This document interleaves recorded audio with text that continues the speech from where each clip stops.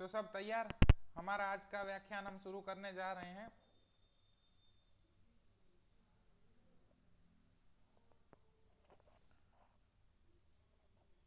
शुक्राचार्य महाराज के एक श्लोक के साथ।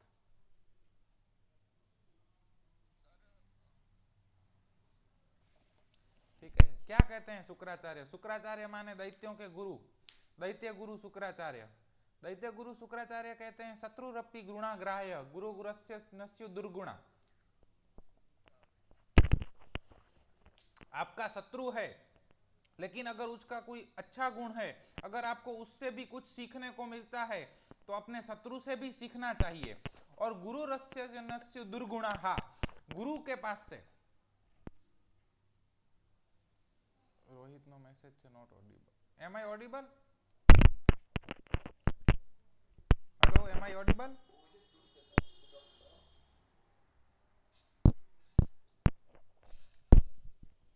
Am I audible? Hello.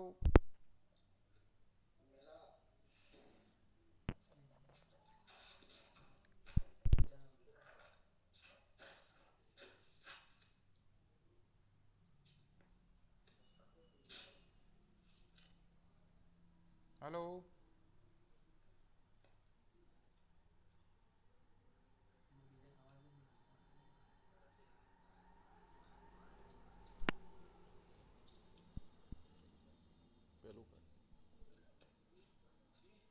Hello, am I Audible?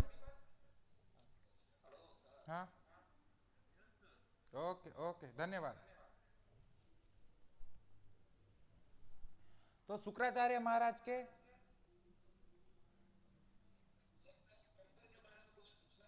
जी पूछिए पूछिए।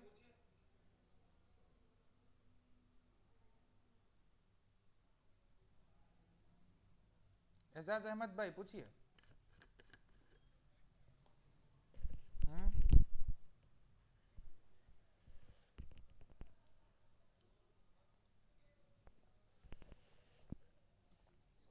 हम्म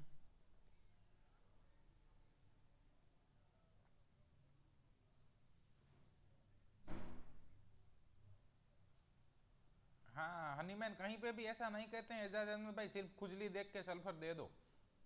पूरा केस टेकिंग कीजिए, टोटालिटी बनाइए, और टोटालिटी बनाने के बाद उसको दवाई दीजिए। मेडोरिनम में भी आता है कि रात को खुजान बढ़ जाता है मड़मार्ग के अंदर। बहुत सारी दवाइयां हैं। वही तो हमें सीखना है कि इससे हमें ऊपर उठना है। Medorrhinum, medorrhinum. मैं नहीं कहता हूं मेडोरिनम दीजिए, मैं आपको सिस्टम सिखा रहा हूं कि पूरे के पूरा केस लीजिए, पास्ट हिस्ट्री, फैमिली हिस्ट्री, उसको और कोई दिक्कत हुई थी कि नहीं हुई थी, और उसका थर्मल कैसा है, हॉट है, चिली है, डिजायर, एवर्जन, पूरा केस लीजिए, टोटालिटी बनाइए, और जो भी मेडिसिन आए वो दीजिए। तब जाके सल्फर आए तो सल्फर देने का वो इफेक्ट करेगा।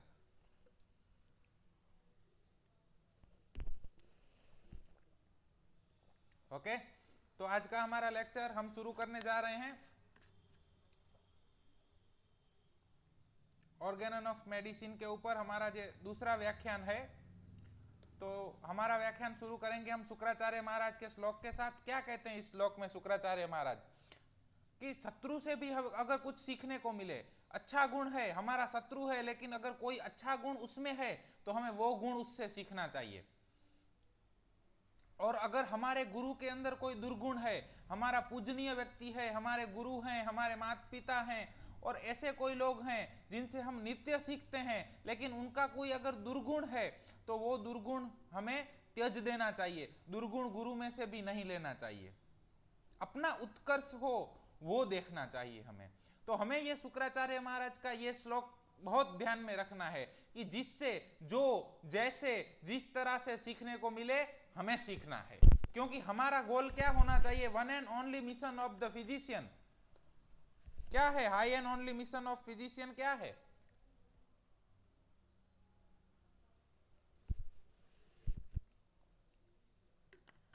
The physicians high and only mission is to restore, to sick, to cure, as it is termed. हमने अपने सोमवार के अगले व्याख्यान में वो चीज देखी थी, वो हमने समझा था।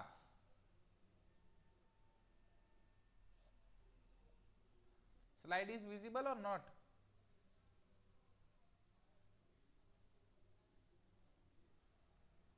हेलो,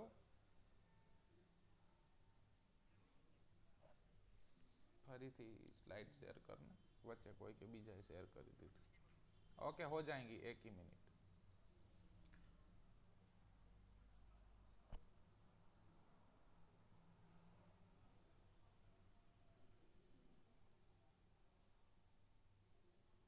यस, तो इसका एक एग्जाम्पल हमने कल ही देखा. कल हम लोग गए थे एक जगह पे विजिट करने जहाँ पे हमें होम्योपैथिक पेशेंट देखने थे. वो हमारे सर हैं,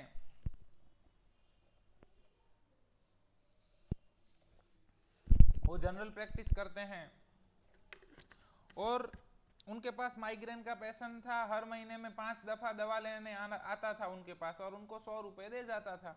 तो महीने के 500 रुपए उस पेशेंट के पास मिलते ही थे. लेकिन सर ने ही उस पेशेंट को समझाया कि देखो, तुम इस तरह से मेरे से दवा लेते जाओगे, ऐसे ही मैं तुम्हें दवा देता जाऊंगा तो क्योर नहीं हो पाएगा. एक काम करो, आप थोड़ा केस डिटेल में दो तो हम आपकी होम्योपैथिक दवाई शुरू कर देंगे जिससे आपको परमानेंट आराम मिल जाएगा. और फिर उस पेशेंट को होम्योपैथिक दवाई शुरू कराई गई. तो 500 रुपए का नुकसान किसका हुआ? सर का ही हुआ. लेकिन फिर भी उन्होंने उस पेशेंट को होम्योपैथी दवाई शुरू करवाई. क्यों? क्योंकि फिजिशियन का हाई एंड ओनली मिशन कमाना नहीं होता है. फिजिशियन का हाई एंड ओनली मिशन अपने पेशेंट बांध रखना नहीं होता है. फिजिशियन का हाई एंड ओनली मिशन होता है restore to sick to health to cure as it is termed. और ऑर्गेनन मतलब फिलोसॉफी है, और फिलोसॉफी यानी तत्वज्ञान जो जीने का सब्जेक्ट है, बातें करने का सब्जेक्ट नहीं है. और सर के पूरे आचरण के अंदर कल एपोरिज्म 1 झलक रहा था. वहां पे 2-3 लोग मेरे साथ थे, उनको मैंने बताया कि देखिए इसे एपोरिज्म 1 कहा जाता है. इसी तरह से हम सबके आचरण के अंदर ऑर्गेनन झलकनी चाहिए. हम सबके आचरण के अंदर एक एक एपोरिज्म झलकना चाहिए. तब हम कह सकते हैं कि हम ऑर्गेनन के मुताबिक जिंदगी जी रहे हैं. We are dare to be wise. हमें अपने सिद्धांतों के ऊपर भरोसा है. तो हमने देखा कि हमें रिस्टोर करना है, sick to health to cure. मगर ये क्योर कैसा होना चाहिए? तो इसके लिए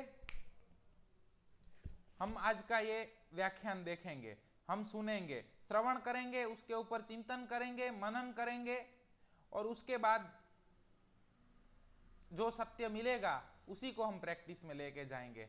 हम क्यों होम्योपैथी सीख नहीं पाते हैं? क्योंकि कोई सिखाने वाला नहीं है, क्योंकि कोई प्रैक्टिकल ट्रेनिंग नहीं मिल रही है, हमारे पास समय नहीं है, दूसरे काम बहुत हैं, वीडियो अच्छा नहीं है, बोरिंग है, सीखना तो है, होम्योपैथी करना तो है, मगर वगर ये वो ये सब बहानेबाजी होती है. एकलव्य महाराज की स्टोरी तो आप सबको पता होगी ना? पता है?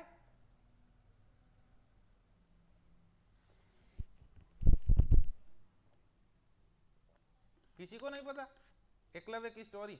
महाभारत सुनी हुई है कि?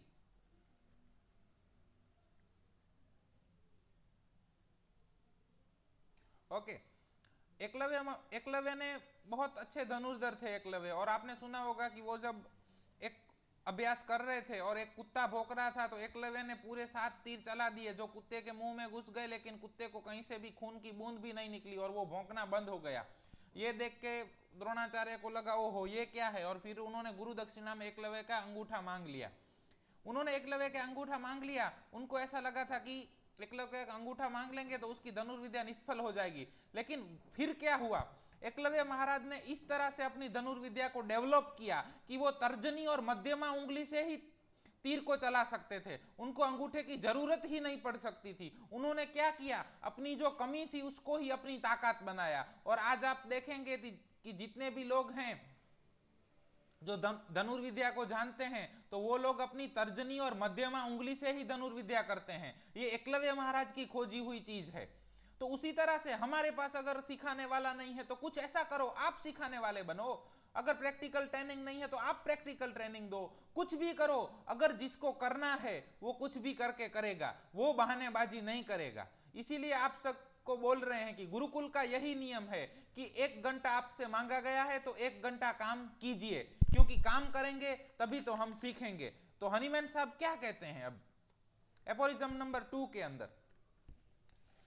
The highest ideal of cure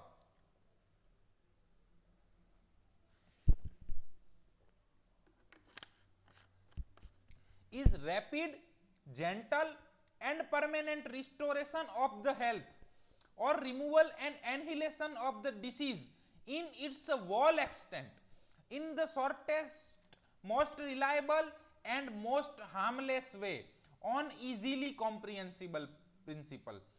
तो क्या है the highest ideal of cure? Highest मतलब इससे ऊंचा कुछ हो ही नहीं सकता। ये हमारे पूरे ऑर्गेनन का, हमारी पूरी फिलोसॉफी का, पूरे मेडिकल साइंस का क्या है? माउंट एवरेस्ट है। इससे ऊंचा कुछ ही नहीं है, ये सबसे ऊंचा है। और आइडियल माने आदर्श, आइडियल माने आदर्श। आइडियल का डेफिनेशन क्या होता है? A standard of perfection, beauty or excellence one regard as ideal and often taken a model for imitation, मतलब आदर्श है। अब आदर्श मशीन किसे कहा जाता है? तो आदर्श मशीन उसे कहा जाता है जिस मशीन में जितना इनपुट दिया जाए उतना का उतना आउटपुट मिले। थोड़ा बहुत पढ़ा है ना सबने? जिस मशीन का घर्षण जीरो हो, फ्रिक्शन जीरो हो, और जितना अगर आप 100 कैलोरी ऊर्जा देते हैं तो सामने से आपको आउटपुट में 100 कैलोरी ऊर्जा ही मिले, उसे ही आदर्श मशीन कहते हैं। लेकिन क्या आदर्श मशीन दुनिया में होती है?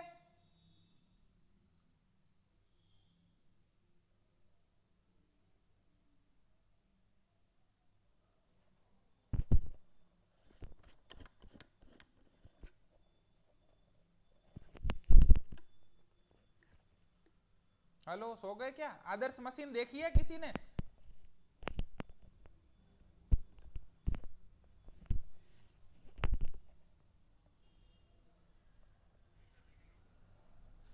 ओके, हम लोग जब पढ़ाई करते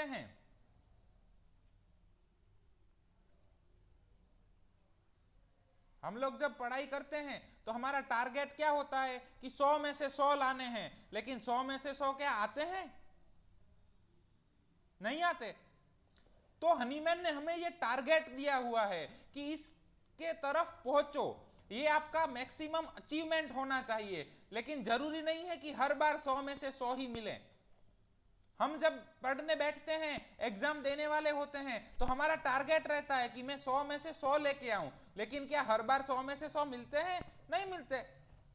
कभी कभी किसी को 100 में से 100 मिल सकते हैं, लेकिन फिर हम टारगेट ही 50 का रख के बैठेंगे तो फिर हम गेन कितने करेंगे? इसीलिए हनीमैन ने हमें बहुत ऊंचा टारगेट दिया है। The highest ideal of cure is rapid. कैसा होना चाहिए? रैपिड, मतलब कि उसमें टाइम बहुत कम लगे। जेंटल, जेंटल का मतलब होता है जिससे पेशेंट को कम से कम दर्द हो। और परमानेंट रिस्टोरेशन, परमानेंट का मतलब वो वापिस ना आए। इसीलिए तो हम लोग सब बोलते हैं ना, होम्योपैथी हर एक बीमारी को जड़ से दूर करती है। हम लोग बार बार ये सेंटेंस बोलते हैं कि होम्योपैथी हर एक बीमारी को जड़ से दूर करती है। एक बार अगर होम्योपैथी दवाई से खत्म हो गया दर्द तो वापिस ही नहीं आएगा, ऐसा ही बोलते हैं ना। इसी को बोला जाता है permanent restoration of health. Hahnemann ने कहीं पे भी नहीं कहा है कि डिसीज के सिम्टम चले गए मतलब क्योर।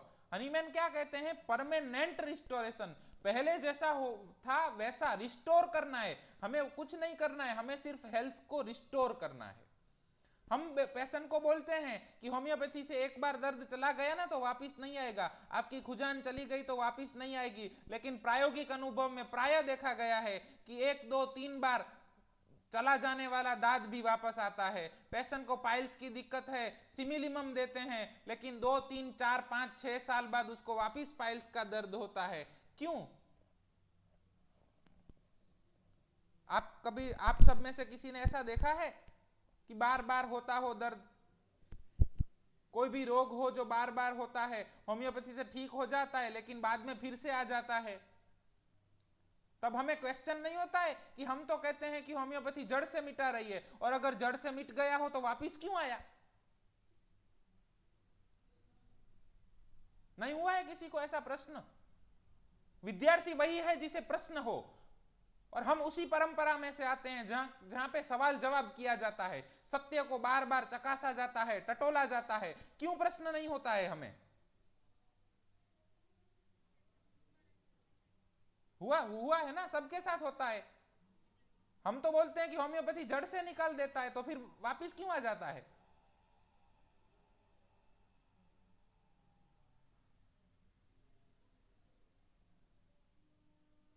फिर हम अपने अपने लॉजिक लगाते हैं कि वो पार्शियल क्योर होना होया हुआ होगा जी, या एक्साइटिंग फैक्टर्स आ गए होंगे, या तो मेंटेनिंग कॉज रह गए होंगे। फिर लेकिन होगा होगा होगा ऐसा ही लगता है, क्या है ये हम नहीं लगाते। जी हाँ, बात तो सत्य है कि हनीमैन क्या कहते हैं, the highest ideal of cure is rapid gentle and permanent restoration of health. Homeopathy दर्द को जड़ से मिटा देता है, लेकिन दूसरी बार जड़ लगाओगे तो दूसरी बार पौधा तो पैदा होगा ना। हमारा सिलेक्शन क्यों सही नहीं होगा दोस्त?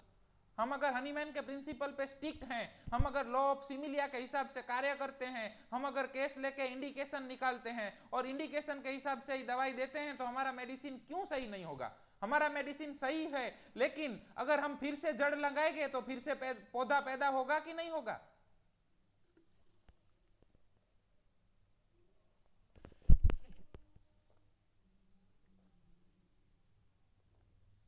होगा ना। होम्योपैथी जड़ से मिटा देता है, होम्योपैथी हर मर्ज को जड़ से मिटा देता है, लेकिन अगर वो पेशेंट है वो दूसरी जड़ लगा लेता है तो वो जड़ में से फिर से पौधा पैदा हो जाएगा। इसीलिए हनीमैन सर एपोरिज्म नंबर 4 को लिखते हैं, the physician should be a preserver of health. Cure, cure का मतलब ये नहीं है कि रिमूवल ऑफ सिम्टम। क्योर पाया नहीं जाता है, क्योर को मेंटेन किया जाता है।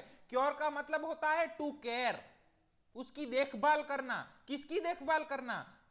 मरीज की देखभाल करना, क्योंकि उसने अभी हेल्थ पाई है, तो हेल्थ पाई है वो स्टेट है, वो डिटोरिएट ना हो, वो देखभाल करने की जिसकी जिम्मेदारी होती है उसी को फिजिशियन बोला जाता है। और उस फिजिशियन के नाम पे हनीमैन ने पूरी किताब लिखी है। क्यों? क्योंकि ऑर्गेनन की शुरुआत कहां से होती है? The physician. तो पूरी ऑर्गेनन किसके लिए लिखी गई है? द फिजिशियन के लिए। कौन सा फिजिशियन? कि जिसका टारगेट क्योर है। और कौन सा क्योर? क्योर का मतलब होता है टू केयर, पेशेंट वापिस बीमार ना हो जाए उसका ध्यान रखना, और उसका ध्यान रखता है उसको बोलते हैं प्रिजर्वर ऑफ हेल्थ। आगे एपोरिज्म 4 में हम देखेंगे अगले मंडे को, लेकिन ये थोड़ी सी झलक आपको बताता हूं। तो वो क्योर करना है। बहुत आज से हजारों साल पहले चीन के अंदर एक प्रथा हुआ करती थी कि हर आदमी अपने फिजिशियन को मंथली सैलरी देता था, पैसे देता था, और उसका फिजिशियन उसको एडवाइस करता था ताकि उसकी हेल्थ डिटोरिएटेड ना हो, वो बीमार ना पड़े। और अगर कोई आदमी बीमार हो जाता है तो उसका फिजिशियन उसकी दवाई तो करता है, साथ में उसको सामने से चार्ज चुकाता है, क्योंकि वो फिजिशियन है जिसकी जिम्मेदारी थी कि वो बीमार ना पड़े, और वो आदमी बीमार हुआ है, इसीलिए उस फिजिशियन को ही वो उसको सामने कीमत चुकानी पड़ती थी। मैं कहां कहता हूं कि हर केस में ऐसा होता है, हर केस में नहीं होता है, लेकिन होता है तो उसका मतलब क्या हुआ कि आपने वापिस जड़ लगा दी। वापिस जड़ नहीं लगाना है, हमें उसकी हेल्थ को प्रिजर्व करना है, और उसी के लिए हम आगे आगे देखेंगे कि उस हेल्थ को प्रिजर्व करने के लिए हमें क्या करना है।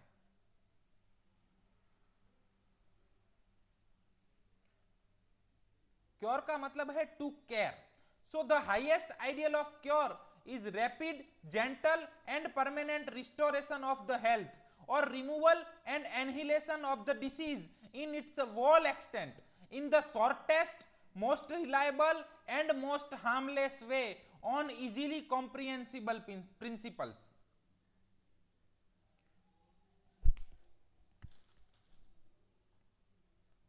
सो आइडियल हमने देख लिया। एनहिलेशन, एनहिलेशन का मतलब होता है, आगळनी स्लाइड कर। एनहिलेशन का मतलब होता है the state or fact of being completely destroyed or obliterated, the act of annihilating something or the state of being annihilated. मतलब क्या कि पूरा जो रोग है उसको निकाल देना, उसको बोलते हैं annihilation. Reliable. Reliability is the defined as the probability that a product, system or service will perform its intended function adequately for a specific period of time or will operate in a defined environment without failure.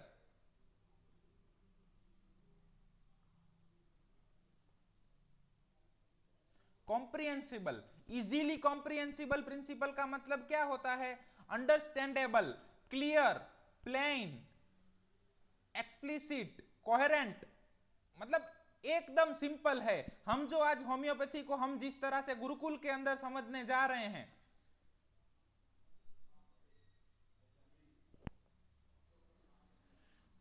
Everyone slide is visible और not?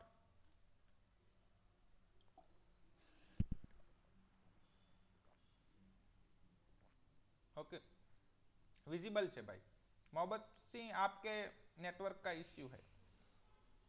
तो हम अभी जो homeopathy की व्याख्या कर रहे हैं, हम गुरुकुल में जिस तरह से होम्योपैथी पढ़ रहे हैं, उसका उसी को बोलते हैं इजीली कॉम्प्रिहेंसिबल प्रिंसिपल. प्रिंसिपल का मतलब है जनरल और बेसिक ट्रूथ. जनरल और बेसिक ट्रूथ है, उसी को प्रिंसिपल बोला जाता है. So the highest ideal of cure is rapid, gentle and permanent restoration of the health or removal and annihilation of the disease in its whole extent in the shortest, most reliable and most harmless way on easily comprehensible principle. तो इसका मतलब ये होता है कि हमारे सामने target रखा गया है. हमारे सामने जो टारगेट है, उस टारगेट का मतलब होता है कि हमें जल्दी से जल्दी कम दर्द वाले और जो रास्ता परमानेंट क्योर देता हो. क्योर का मतलब पूरा का पूरा डिसीज चला जाए और पेशेंट, दर्दी, मरीज जो है वो पहले जैसा हेल्दी था वैसा ही हेल्दी हो जाए, उस तरह का स्टेट आ जाए और उसी स्टेट को हमें मेंटेन करना है. वो हमारे सामने टारगेट रखा गया है. लेकिन जरूरी नहीं है कि हर टाइम वो टारगेट अचीव हो. होम्योपैथी का मतलब क्या होता है? Cure what is curable. हम इसी के साथ एलाइड सब्जेक्ट भी पढ़ते हैं. इस एपोरिज्म को हमें कहां एप्लीकेशन करना है, इसका प्रैक्टिकल एप्लीकेशन किस जगह पे है, वो हम देखते हैं. तो हम इसके साथ एलाइड सब्जेक्ट भी पढ़ते हैं. हमने medicine, pathology, anatomy, physiology, surgery सब कुछ पढ़ा हुआ है. और उसके ऊपर से हमें डिसाइड करना है कि इसमें क्या हो रहा है, कि स्ट्रक्चरल चेंजेस कितने हैं. उसके हिसाब से इसमें इरिवर्सिबल स्ट्रक्चरल चेंजेस हैं कि रिवर्सिबल स्ट्रक्चर चेंजेस हैं, और उसके हिसाब से हमें डिसाइड करना है कि किन केसेस में हमें क्योर के लिए प्रयत्न करना है और किन केसेस में हमें पैलिएशन के लिए प्रयत्न करना है. कहां हनीमैन ने हमें पहले ही एपोरिज्म में सिखाया, क्या सिखाया कि कहां हमें फिजिशियन को क्या करना है, और उसकी फुटनोट के अंदर हमें सिखाया कि फिजिशियन को क्या नहीं करना है. Each and every case curable नहीं होता है. ईच एंड एवरी केस में क्योर का हमारे सामने ये गोल है, हमारा टारगेट है कि हमें क्योर करना है, लेकिन हर बार हम कर नहीं पाते हैं. हर बार हम 100 में से 100 नहीं ले पाते हैं. कभी कभार हम फेल भी हो जाते हैं. उसी हिसाब से जो केस क्योरेबल हैं उनको क्योर करने का प्रयत्न करो. हमारे सामने टारगेट होना चाहिए कि क्योर करना है. लेकिन जो केस क्योरेबल नहीं है, जो केस इनक्योरेबल हैं, उनका पैलिएशन करो. दर्दी को जितना भी आराम दे सको उतना आराम देने की कोशिश करें. यही होम्योपैथी है. इसी को ये एप्लीकेशन है ऑफ एपोरिज्म नंबर 2 का. जी वीडियो मिलेगी आपको. ये है प्रैक्टिकल एप्लीकेशन ऑफ एपोरिज्म नंबर 2 का. वो लगते हैं, ऐसा नहीं होता है. या तो केस क्योरेबल होता है या तो इनक्योरेबल होता है. हमारा नॉलेज कम होता है, इसीलिए हमें सब कुछ लगने लगता है. मेडिसिन में कुछ लगने जैसा नहीं होता है, या तो होता है या तो नहीं होता है.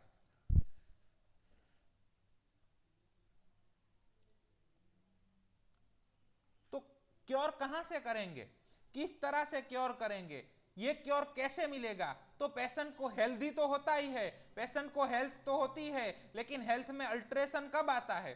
तो फिजिशियन वही है जो हीलिंग आर्ट जानता है। हीलिंग आर्ट का मतलब क्या होता है?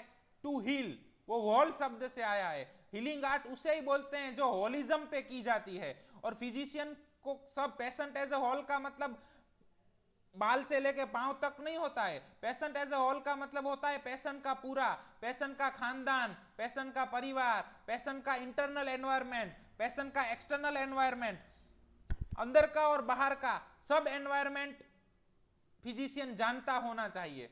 क्यों? उसी को तो फिजिशियन कहते हैं। They are friend, philosopher and guide.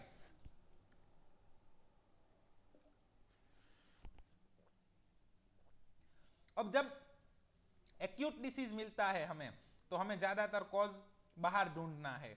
Acute disease में पेशेंट का बाहर का एनवायरनमेंट होगा, वो बिगड़ा होगा, हमें वो ठीक करना है, तो पेशेंट को हेल्थ अपने आप मिल जाएगी। और क्रॉनिक डिसीज है तो उसमें पेशेंट का अंदर का एनवायरनमेंट बिगड़ा हुआ होता है, वो हमें ठीक करने की प्रयत्न करनी है। ठीक कहां से करेंगे? एक्यूट में ज्यादातर एक्साइटिंग कॉज आपको एक्सटर्नल मिलेंगे। बारिश में भीग गया और फिर मुझे बुखार आ गया, कल रात को मैंने बर्फ खा लिया और मुझे ये हो गया, मैंने फ्रिज का पानी पी लिया और मुझे जुकाम हो गया, मैं कल पंजाबी खा आया और उसके बाद मुझे डायरिया हो गया, कल मैंने बासी खा लिया और उसके बाद मुझे वॉमिटिंग हो गई। मतलब ज्यादातर कारण हमें बाहर से मिलेंगे, एक्सटर्नल एनवायरनमेंट से मिलेंगे एक्यूट के अंदर। जबकि क्रॉनिक के अंदर हमें ज्यादातर कारण पेशेंट के इंटरनल एनवायरनमेंट में से मिलेंगे। पेशेंट का इंटरनल एनवायरनमेंट बिगड़ेगा, उसके बाद क्रॉनिक डिसीज की शुरुआत हुई होगी। सो उसको हमें सुधारना है। हम एनवायरनमेंट सुधारेंगे तो पेशेंट को अपने आप हेल्थ मिल जाएगी। हमने अपने अगले व्याख्यान में ही देखा था कि अंधेरा छाया हुआ है, लाखों सूरज भी उस अंधेरे को मिटा नहीं सकते हैं, लेकिन एक दीपक है, हमें अंधेरों को दूर नहीं करना है, हमें सिर्फ दीपक जलाना है। एक दीपक है, वो अंधेरे के सामने लड़ेगा, क्योंकि उस दीपक का धर्म है लड़ना। बस उसी तरह से हमें क्या करना है? हमें डिसीज के ऊपर फोकस नहीं करना है, हमें हेल्थ के ऊपर फोकस करना है। हम पेशेंट एज अ होल को देखने वाले साइंस से बिलोंग करते हैं। हमें पेशेंट को हेल्थ देना है, हमें उससे डिसीज निकालना नहीं है। डिसीज अपने आप निकल जाएगा अगर आप पेशेंट का एनवायरनमेंट सुधारेंगे तो कहां से एनवायरनमेंट सुधारेंगे? किस तरह से आप उसको मेडिसिन देंगे? कहां से मेडिसिन देंगे? तो मेडिसिन हमेशा दी जाती है इंडिकेशंस के ऊपर से।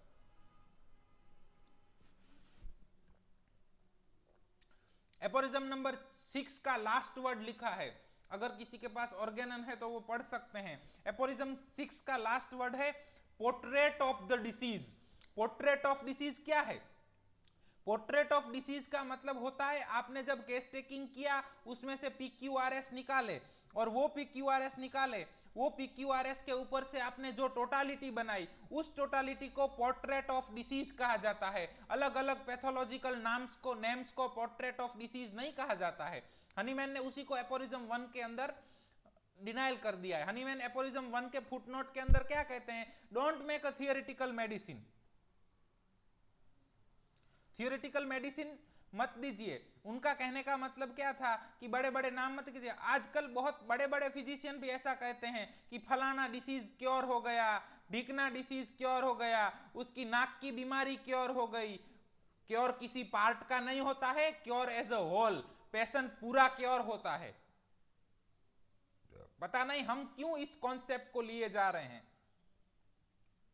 अगर कोई पेशेंट मेरे पास आता है, वो कहता है डॉक्टर साहब मेरे को बहुत दिक्कत है, नाक में से बहुत पानी निकल रहा है, एलर्जी हो गया है, नाक में से बार बार छींके आ जाती है, 50-60 छींके एक साथ आ जाती हैं, और पूछता हूँ उसके साथ और क्या होता है? और डॉक्टर साहब अंदर से खून भी निकलने को लगता है, बचपन से मुझे नाक में से खून निकलने को लगता है, मेरे को है ना आइसक्रीम तो बहुत ही अच्छी लगती है, इतनी अच्छी लगती है कि मैं अभी इतना ठंड है फिर भी 5-6 आइसक्रीम साथ में खा सकता हूँ, मुझे ऊपर से सॉल्ट लेने की आदत है, मैं सोता हूँ ना तो राइट साइड करवट लेके ही सोता हूँ और मुझे ठंडा पानी ही पीने को चाहिए। ऐसा पेशेंट बोलता है तो उसका पैथोलॉजी का नाम कुछ भी हो, हमारा मेडिसिन कौन सा आएगा?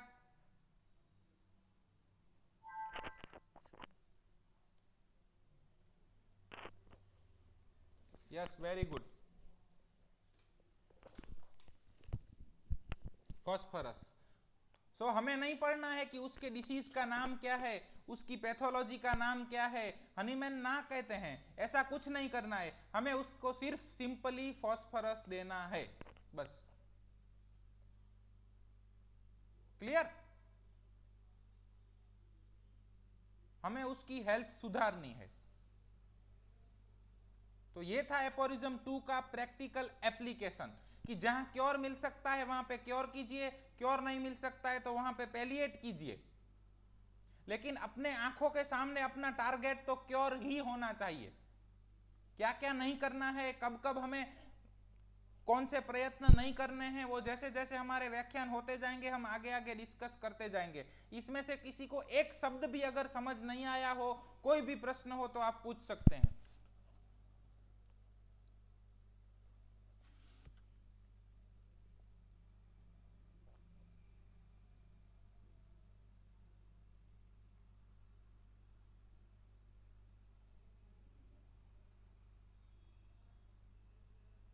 क्लियर?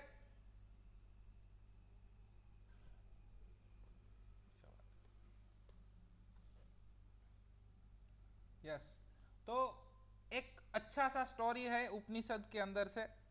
एक ब्रह्मचारी थे, वो ब्रह्मचारी है ना, एक गुप्त मंत्र की खोज में थे कि मुझे ऐसा गुप्त मंत्र मिल जाए कि जिस मंत्र को पढ़ते ही सारे ताले खुल जाएं।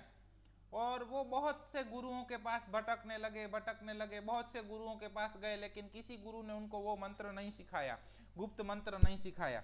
लेकिन फिर एक गुरु के पास गए और उस गुरु ने कहा कि मैं आपको गुप्त मंत्र सिखाता हूं, मैं आपको गुप्त मंत्र सिखाता हूं। उस गुरु ने उनको एक कान को पास में बुलाया, बोला किसी को बताना मत, ये लो मंत्र। और उन्होंने कुछ ऐसे करके गुरु ने उनके कान में बोल दिया। और वो ब्रह्मचारी उस मंत्र को सुनने के बाद उसी मंत्र का जाप करने लगे। बरसों तक उन्होंने गुरु की सेवा की और उसी मंत्र का जाप किया। और एक बार भिक्षा लेने गए थे तो देखा कि हर आदमी ओम बोल रहा है। एक आदमी ने बोला ओम कैसे हैं, दूसरे आदमी ने बोला हरि ओम, तीसरे ने बोला ओम नमः शिवाय, चौथे ने बोला ओम भिक्षाम देही। वो बहुत गिना गए ब्रह्मचारी। उन्होंने बोला ये ओम तो हर कोई बोल रहा है, हर कोई ओम ओम ओम ओम ओम ओम ओम ही कर रहा है, तो मेरे गुरु ने मुझे क्या दिया, कौन सा गुप्त मंत्र दिया? मेरे गुरु ने तो मुझे ठगा, मेरे गुरु तो ठग हैं।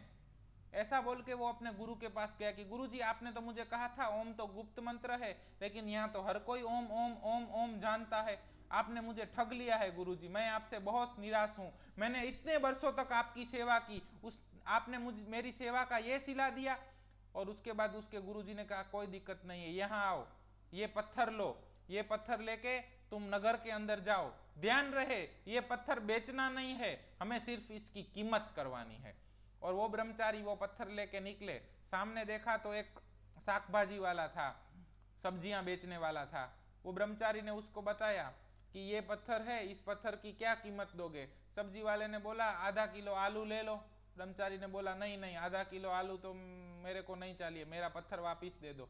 थोड़ा आगे गए तो वहां पे एक कपड़े वाले की दुकान थी। उसको ब्रह्मचारी ने बोला कि ये पत्थर ले लो और इसके बदले में तुम मुझे क्या दोगे? वो बोला ब्रह्मचारी वैसे तो ये पत्थर मेरे किसी काम का नहीं है, लेकिन आप ब्रह्मचारी हो तो आपको निराश नहीं करता हूँ, इसके बदले में एक धोती ले जाओ। ब्रह्मचारी ने बोला नहीं नहीं, मुझे नहीं बेचना है। उससे थोड़ा आगे ब्रह्मचारी निकले तो एक दुकान थी, जवाहरी की दुकान थी, और जवरी की दुकान पे गए, जाके दिखाया कि ये पत्थर है, तो ये पत्थर मुझे बेचना है, तो क्या दोगे? उस जहरी को लगा कि ये कोई ब्रह्मचारी है, छोटा बच्चा है, इसको कुछ मालूम नहीं है।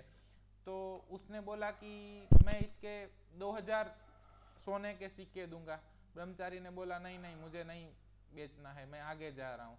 उस वहां से आगे चल के वो राजा के दरबार में पहुंचे जहाँ रत्नों के पारखू बैठे थे।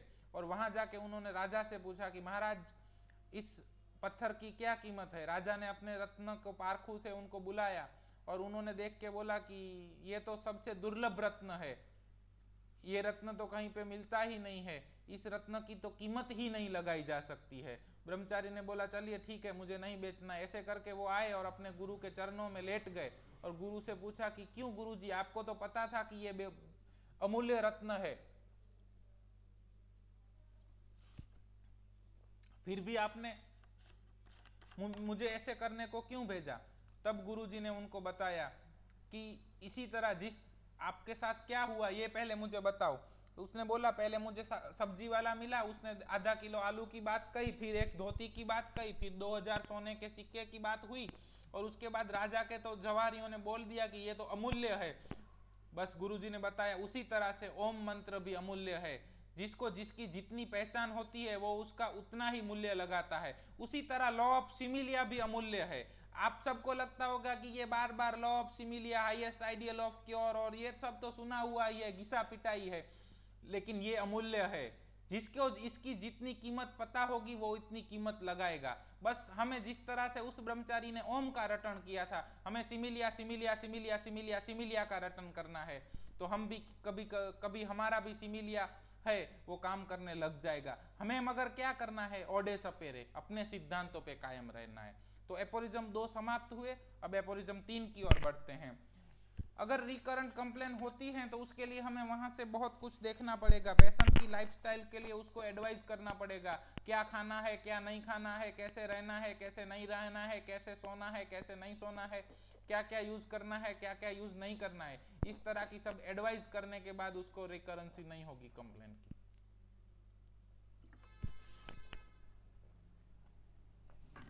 So aphorism number 3, if the physician clearly perceives what is to be cured in the disease, that is to say in every individual case of disease, knowledge of disease, indication. यहाँ क्या कहते हैं? if the physician clearly perceives what is to be cured in the disease, मतलब जो disease है, जो person deceased है, उस पर्सन के अंदर क्या क्योर करना है, कौन से इंडिकेशन है, क्या डेविएशन हुआ है, क्या डेविएशन हुआ है हमारे अंदर से, क्या मतलब आपको थोड़ा बता दे, कोई भी पर्सन होता है तो उसके 2 भाग होते हैं। डिस्पोजिशन, आपने सुना होगा ना पल्सेटिला में, विपिंग डिस्पोजिशन पल्सेटिला के अंदर बार बार आता है। डिस्पोजिशन होता है और डेविएशन होता है। डिस्पोजिशन मतलब उसका जो परमानेंट, उसका जो मेंटल एवं फिजिकल स्ट्रक्चर होता है उसे डिस्पोजिशन बोला जाता है। उसके बाद उसमें जो अल्टरेशन होता है उसको डेविएशन कहा जाता है। So what is cure in the disease? That is deviation. वो डेविएशन है, हमें उसको क्योर करना है। क्या अलग हुआ है? हेल्थ थी लेकिन क्या अलग हुआ, कौन कौन से सिम्टम आए, उसको कोराइजा हुआ तो हमें वो कोराइजा चला जाना चाहिए, वो नहीं, लेकिन पेशेंट पहले जैसा होना चाहिए, वो देखना है। इसीलिए हमें नॉलेज ऑफ डिसीज होनी चाहिए। नॉलेज ऑफ डिसीज का मतलब डिसीज के अलग अलग नाम और अलग अलग पैथोलॉजीज नहीं है। यहाँ पे नॉलेज ऑफ डिसीज का मतलब होता है Hahnemannian classification of the disease. Disease miasmatic है कि अमायाज्मेटिक है, एक्यूट है कि क्रॉनिक है, ओरिजिन फ्रॉम सुडोक्रोनिक डिसीज और सुडो सर्जिकल डिसीज है कि प्योर सर्जिकल डिसीज है, कौन सा डिसीज है, ये हनीमैन यहाँ पे कहते हैं कि हमें हर फिजिशियन को अब डिसीज के बारे में नॉलेज होना चाहिए। डिसीज किस तरह से आया, किस तरह से पैदा हुआ, उसके बारे में नॉलेज होना चाहिए। मेरा एक बहुत बढ़िया केस था कि एक बच्चा था, बहुत ही रेस्टलेस बच्चा, बहुत ही रेस्टलेस, पूरा दिन खाए पिए मजा करे और इतना खेलता था, इतना खेलता था कि बात ही मत पूछो। और फिर खाना भी बहुत अच्छा खाता है लेकिन उसका वेट गेन ही नहीं होता है। उसके बाद एक दिन उस बच्चे को यहाँ पे गले में एक थोड़ा सूजन जैसा आ गया। अब सूजन जैसा आ गया तो वो मेरे करीबी फ्रेंड्स का बच्चा ही है, तो मैं उनको बचपन से जानता हूँ, तो मुझे पता था कि उसके पापा को भी ट्यूबरकुलोसिस हुआ था, उसके दादा को भी ट्यूबरकुलोसिस हुआ था। So that is a tubercular tendency. उसको वो इनहेरिटेंट मायाजम था, वो मायाजम उसको हो रहा था, तो उसको सिर्फ 1 डोज ऑफ ट्यूबरकुलाइनम दिया, बहुत बढ़िया हो गया। सो हमें ये नॉलेज ऑफ डिसीज होना चाहिए। यहाँ पे नॉलेज ऑफ डिसीज मतलब हनीमैनियन क्लासिफिकेशन ऑफ डिसीज। इसके अलावा इंडिकेशन का हमें पता होना चाहिए कि कौन से डिसीज में किस तरह के इंडिकेशन हमें मिलते हैं, वो इंडिकेशन किस तरह से परसीव्ड किए जाते हैं। हनीमैन ने कहीं पे भी नहीं बोला है कि इसमें से केस निकालो, हनीमैन बोल रहे हैं केस को परसीव करो, डिसीज को परसीव करो, डिसीज का पोर्ट्रेट बनाओ। परसीव मतलब वो हमारी स्किल होनी चाहिए कि पेशेंट जो भी बोले, जो भी करे, जिस तरह से भी बिहेवियर करे, जो भी बताए, उसमें से इंडिकेशन निकाले और डिसीज का पोर्ट्रेट बनाए। हनीमैन कहीं पे भी नहीं कहते हैं कि फिजिशियन को मेंटल निकालने चाहिए, मेंटल खोदने चाहिए, अब कैसे भी हो सिर्फ मेंटल ही निकालने चाहिए, नहीं, हनीमैन बोलते हैं इंडिकेशन होने चाहिए। If he clearly perceives what is curative in medicine, that is to say in each individual medicine knowledge of medicinal power, मतलब उसको हर दवाई की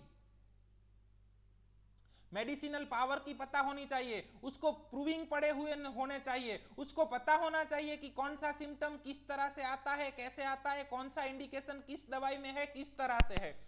लेकिन हम तो पढ़ते ही नहीं है, हमने अभी तो मटीरिया मेडिका प्यूरा को तो देखा भी नहीं होगा, दर्शन भी नहीं किए होंगे। क्यों? क्योंकि हम अपना मूल भूल चुके हैं। हम उस परंपरा में से आते हैं कि जहां पे हम कोई भी चीज को ऐसे ही स्वीकार नहीं करते हैं, हम सत्य को भी बार बार टटोलते हैं, लेकिन फिर भी हमें कोई बताता है और हम उसको होम्योपैथी में मान लेते हैं। क्यों मान लेते हैं? अपने लिटरेचर की ओर जाइए, मटीरिया मेडिका प्यूरा पढ़िए, थियरी ऑफ क्रॉनिक डिसीज पढ़िए, ऑर्गेनन ऑफ मेडिसिन पढ़िए। अगर आप लोग इंटरेस्टेड रहे तो हम लोग आगे चर्चा करेंगे उन सब के ऊपर, लेकिन अभी हमें क्या होना चाहिए? Knowledge of medicinal power, and if he know how to adapt according to clearly defined principle what is curative in medicine to what he has discovered to be undoubtedly morbid in the patient, so that the recovery must ensure to adapt it.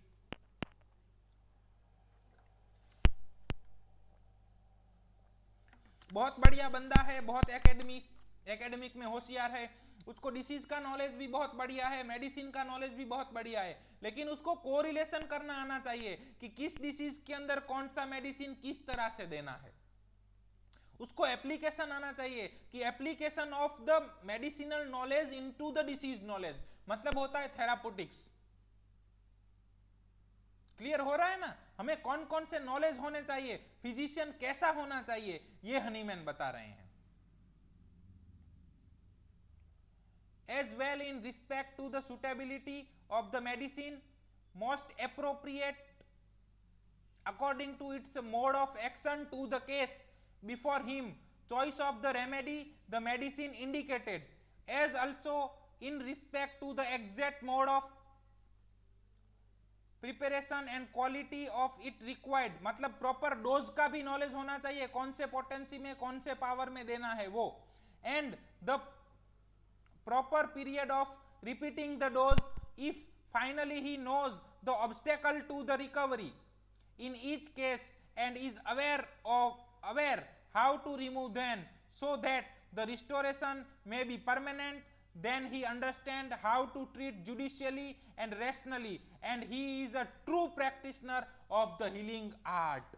healing art बोला है Hahnemann ने, वो art है, पता चल रहा है? वो कला है। जो कला कैसे चित्रकार होता है तो क्या जब जन्म लेता है तब से उसे अच्छी अच्छी चित्र दौड़ने आ जाती है। जो संगीतकार होता है तो वो क्या करते हैं? चित्रकार होता है वो चित्र की साधना करता है, संगीतकार होता है वो संगीत की साधना करता है। उसी तरह जो हीलिंग आर्टिस्ट होता है वो हीलिंग पावर की साधना करता है। होम्योपैथ को होम्योपैथी की साधना करनी चाहिए। हमने कभी भी बुद्धिजीवियों को बहुत महत्व नहीं दिया है, हमने भारतीय परंपरा में महत्व दिया है साधकों को। हम साधक हैं। और साधना किसे कहा जाता है? जो चीज बार बार हर बार की जाए, बहुत लंबे समय तक की जाए, उसे ही साधना कहा जाता है। इसीलिए गुरुकुल के सारे लोग आपके पीछे हैं कि होमवर्क कीजिए, आपने देखा कि नहीं देखा, आपके डाउट्स क्या हैं वो बताइए। और वो वीडियो आप एक बार भी नहीं देख पाते हैं, लेकिन अगर वो वीडियो आप बार बार देखें, बार बार आप फिर से स्टडी करें कि व्हाट इज एपोरिज्म 1, व्हाट इज एपोरिज्म 2, तो आपको भी हीलिंग आर्ट आने लगेगी। ये प्रैक्टिकल ऑर्गेनन है। सो आपके पास पेशेंट आता है तो आपको डिसाइड करना है कि उसका डिसीज कौन सा है। कोई बच्चा आया जिसका एनस ही नहीं है, ताजा जन्मा हुआ बच्चा है, अनपरफोरेटेड एनस है, तो कौन सी दवाई से देने से एनस परफोरेटेड हो जाएगा, मतलब वहां पे एनस आ जाएगा? कोई दवाई नहीं है। It is true surgical disease. आपको डिसीज का नॉलेज होना चाहिए। आपके पास एक पेशेंट को लाया गया जिसका टिबिया फिबुला का फ्रैक्चर हो गया है, तो कौन सी मेडिसिन से फ्रैक्चर अच्छा हो जाएगा?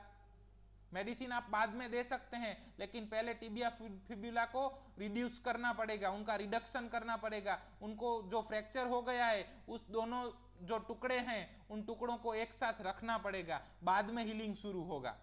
It is a true surgical disease. पता चल रहा है। तो वहां हमें कब दवाई नहीं देनी है ये भी हनीमैन बताते हैं। हनीमैन ने इसीलिए बोला है कि हम फिजिशियन, द फिजिशियन, उसको सब पता होना चाहिए कि कौन सा डिसीज है, कौन सा मेडिसिन है, कौन सा पावर है, कैसे देना है, कैसे रिपीट करना है। और obstacle to recovery, obstacle to cure, उसका मतलब क्या होता है कि क्योर में क्या क्या ऑब्स्टेकल हैं, ये ऑब्स्टेकल किस किस तरह से हो सकते हैं। Obstacle can be mental, can be physical, can be emotional और कैन बी मायाज्मेटिक ऑब्स्टेकल्स अल्सो। सो जब हमें केस में हमने सिमिलिमम दे दी फिर भी रिजल्ट नहीं मिल रहा है, तो उस वक्त हमें पेशेंट की लाइफस्टाइल में जाके देखना है कि ऐसा क्या हो रहा है कि जिससे हमें रिजल्ट नहीं मिल रहा है। पेशेंट की पास्ट हिस्ट्री में जाके देखना है कि कोई स्ट्रॉन्ग मायाज्मेटिक हिस्ट्री मिल रही है कि नहीं मिल रही है। ये है एपोरिज्म नंबर 3 का प्रैक्टिकल एप्लीकेशन। हमें प्रैक्टिस में वहां पे एपोरिज्म नंबर 3 काम में आता है। जब कोई पेशेंट हमारे पास आता है और बोलता है कि सर पाइल्स के लिए दवा चाहिए, तब हमें पता होना चाहिए हम क्या बोलते हैं, पाइल्स की कौन सी मेडिसिन आती है, पाइल्स के लिए कौन कौन सी मेडिसिन आती है।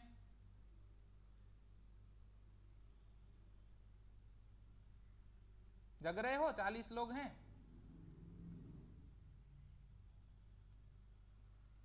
मुझे पाइल्स की दिक्कत है तो कौन सी मेडिसिन प्रिस्क्राइब करोगे। Very good, nux vomica sulphur, very good nux vomica. बस यहीं से हम होम्योपैथ खत्म होते हैं। हमें अपने सिद्धांतों पे भरोसा ही नहीं है। पाइल्स के लिए कोई दवाई नहीं आती है। There is no yes there is no medicine for pathology, there is medicine for diseased person, there is no medicine for disease, there is medicine for that sick people। अपने सिद्धांतों के साथ हम समझौता करते हैं, इसीलिए हमें रिजल्ट नहीं मिलते हैं, इसीलिए हम आगे नहीं बढ़ पाते हैं, इसीलिए होम्योपैथी पॉपुलर नहीं हो पाती है, इसीलिए होम्योपैथी घर घर होम्योपैथी हर घर होम्योपैथी नहीं है। क्योंकि हम मेडिसिन पाइल्स का सोचते हैं, हम मेडिसिन दाद का खोजना चाहते हैं, हम मेडिसिन स्टाई के लिए खोजना चाहते हैं। No, there is no medicine for stye, there is medicine for people who has the stye, there is the medicine for people who have the complaint of piles. Clear हो रहा है क्या कहना चाहते हैं हम। अपने सिद्धांतों पे अडग रहो। क्यों हम अपने सिद्धांत भूले जा रहे हैं। हनीमैन यही सिखाते हैं। यह है एपोरिज्म नंबर 3 कि डिसीज ऑफ द नॉलेज, इसी को डिसीज ऑफ द नॉलेज बोलते हैं। कि हमारे पास कोई आके बोलता है कि डॉक्टर साहब मेरे को रिनल स्टोन हो गया, स्टोन का दवाई दीजिए, तो हम क्या सोचने लगते हैं, लाइकोपोडियम बर्बेरिस, एपिस, सरसापरिला। नहीं सोचना चाहिए। इसी को हनीमैन ने आगे जाके एपोरिज्म 6 का लेक्चर जब हम लेंगे तब बहुत अच्छी तरह से लेंगे। अनप्रिजुडाइज्ड ऑब्जर्वर बोला है हनीमैन ने। There is no medicine for any pathology or any name of the disease. There is no medicine for any disease. There is medicine for diseased person. There is medicine for the sick people. ये है एपोरिज्म number 3 का practical application, जिसको हमें अपने व्यवहार के अंदर लाना है। हमारे आचरण के अंदर एपोरिज्म होना चाहिए। आचार्य उसी को कहा जाता है जिसके आचरण से सीखा जा सके। आपके आचरण से दूसरे जूनियर होम्योपैथ सीखने चाहिए। So clear.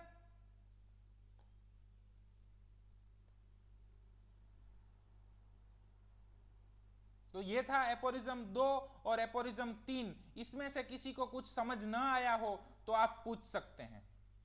अभी हमारे पास 5-7 मिनट का समय है, तो अगर किसी को कुछ समझ ना आया हो, कुछ पूछना चाहते हो तो जरूर पूछिए। जितने सवाल ज्यादा होंगे, जितने सवाल जवाब ज्यादा होंगे, उतना ही मजा आएगा, उतना ही ज्ञान निखरेगा। क्योंकि हमें यहाँ सत्य की खोज करने साथ इकट्ठे हुए हैं। यहाँ मैं लेक्चर लेने और आप लेक्चर सुनने नहीं आए हैं।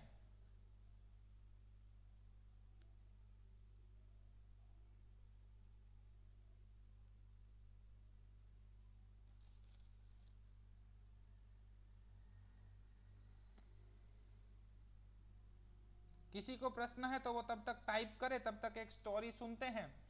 ग्रीक के अंदर, एंशियंट ग्रीक के अंदर स्टोरी थी कि ग्रीक के जो गॉड ऑफ मेडिसिन थे, उनकी 2 बेटियां थी। एक का नाम था हाइजिया, उन्होंने पहले अपनी बेटी को ग्रीक के लोगों के पास भेजा कि जाओ बच्चा, इनको हेल्दी रहना सिखाओ। और हाइजियाई, उसने हाइजीन सिखाया सबको कि आप कैसी जिंदगी जिएंगे तो आप हेल्दी रहेंगे, आप बीमार नहीं पड़ेंगे, आपको कोई दिक्कत नहीं होगी। लेकिन लोग हैं कहाँ किसी का कहना मानते हैं।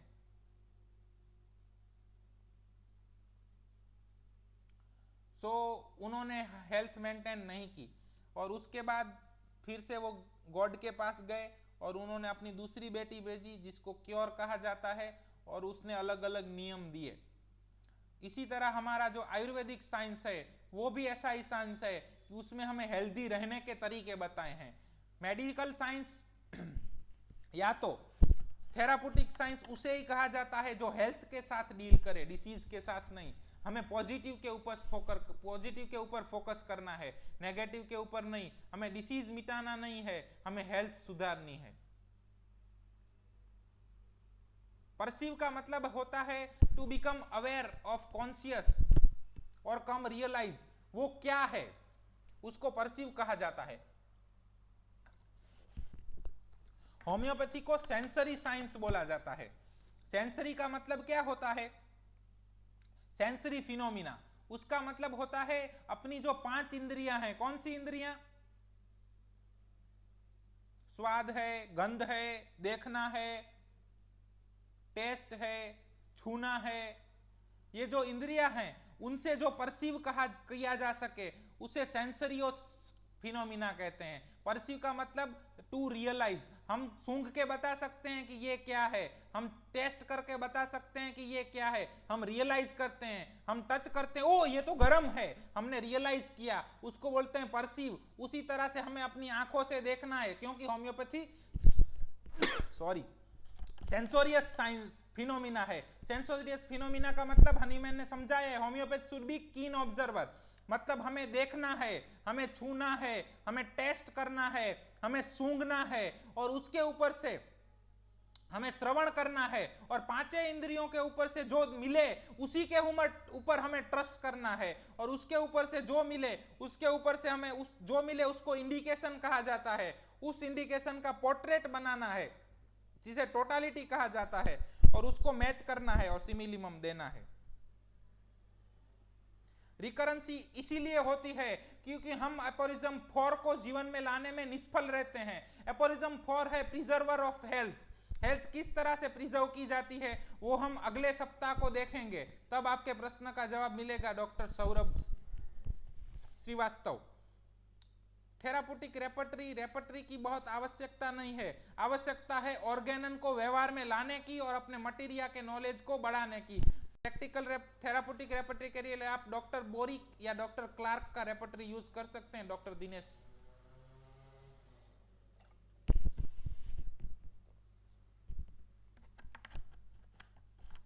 सो वाइल केस टेकिंग आपकी आंखें देखनी चाहिए कि पेशेंट नेल बाइटिंग करता है, आपका नाक सूंघना चाहिए कि इसका तो ऑफेंसिव डिस्चार्ज है, ऑफेंसिव पर्सपीरेशन है। अगर पेशेंट कुछ बोलता है तो आपके कान सुनने चाहिए।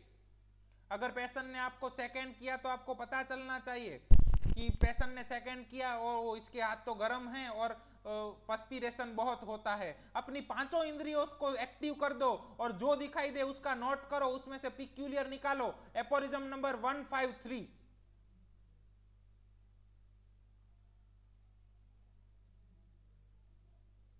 वो जो भी करते हैं वो हमारा काम नहीं है।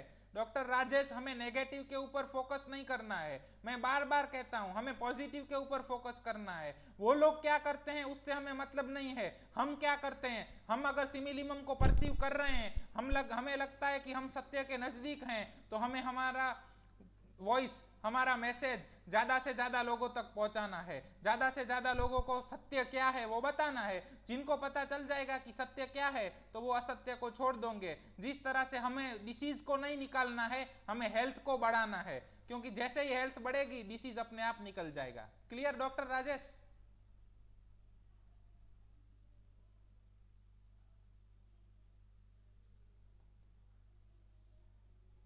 और किसी को कोई प्रश्न? ज्यादा से ज्यादा लोगों को होम्योपैथी के साथ जुड़िए, गुरुकुल के साथ जुड़िए, और गुरुकुल में आपको बताया गया काम कीजिए। 200 लोग जुड़े हैं, लेकिन मुझे बहुत तकलीफ होती है कई बार कि 40 लोग ही हैं जो ऑनलाइन लेक्चर भरते हैं, इसके अलावा हर बंदे को 4-5 लोगों को निकाल दें तो सबको कहना पड़ता है होमवर्क कीजिए। आपको सीखना है तो आपको बार बार ये वीडियो देखनी है, एक बार नहीं बार बार, और बार बार देखोगे तभी सोचोगे, जो सोचोगे वो तुम्हारे व्यवहार में आएगा, जो सोचोगे वो तुम्हारा कर्म बनेगा, जो कर्म बनेगा वो बार बार होगा, बार बार होगा तो वो तुम्हारी आदत बनेगा, और आदत बनेगा तो उससे तुम्हारे चरित्र का निर्माण होगा। ये स्वामी विवेकानंद के वाक्य हैं। और हमें आप में होम्योपैथी के चरित्र का निर्माण अपने आप में करना है तो बार बार होम्योपैथी देखना है, बार बार होम्योपैथी पढ़ना है और अपने आप में होम्योपैथी का चरित्र निर्माण करना है। जय होम्योपैथी, जय हनीमैन। धन्यवाद।